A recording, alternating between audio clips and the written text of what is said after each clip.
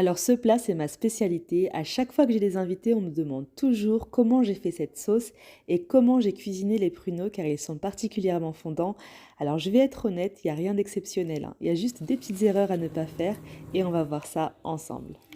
Je prends 3 bons morceaux de veau, mais je te conseille de prendre beaucoup plus des morceaux avec l'os, autrement dit le jarret de veau avec os. La viande sera plus tendre. Un gros oignon que je vais hacher, ça suffit largement pour ces 3 morceaux. Alors l'erreur qu'on peut faire pour ce plat, c'est de mettre trop d'oignons, ce qui va rendre la sauce trop compacte, trop lourde. Un bon filet d'huile de tournesol, du sel, du poivre, gingembre, curcuma et une pincée de safran. Moi ici j'ai la poudre de safran, mais si tu as les pistilles, tu les dilues d'abord dans l'eau chaude avant de les mettre dans ton faitout. Là, on va faire revenir le tout pendant un bon 10 minutes. On peut aller jusqu'à 15 minutes s'il le faut et on va retourner la viande jusqu'à qu'elle prenne des couleurs. Les oignons vont lâcher leur eau et devenir translucides. C'est seulement après ça qu'on peut couvrir la viande d'eau. Alors la viande rouge met du temps à cuire, donc on va laisser mijoter jusqu'à qu'elle devienne fondante et la sauce bien réduite. On n'oublie surtout pas le bâton de cannelle. Pendant ce temps, on va préparer les pruneaux. Alors, je cuis tous les fruits secs de cette manière et le résultat est juste excellent. Donc, dans une casserole, je verse l'eau à hauteur des pruneaux. Là, j'ai environ 250 g de pruneaux. Je mets un bâton de cannelle et je vais attendre que l'eau commence à bouillir avant de mettre 2 cuillères à soupe de sucre.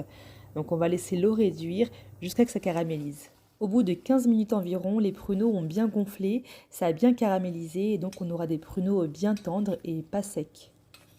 Maintenant, je passe aux amandes, donc je vais les faire dorer. Pour ça, je mets un peu d'huile de tournesol. Une fois chaude, je mets une poignée d'amandes émondées et je n'arrête pas de remuer. Alors attention, ça prend très vite des couleurs, donc si tu as peur de les cramer, tu soulèves parfois ta poêle et puis tu verras, ça va cuire lentement avec l'huile chaude. Et bien sûr, tu peux remplacer la friture en les grillant au four. Donc là, c'est bon, ils sont bien dorés, on va pouvoir les mettre sur du papier absorbant. Après plus ou moins 1 heure, on vérifie la cuisson de la viande.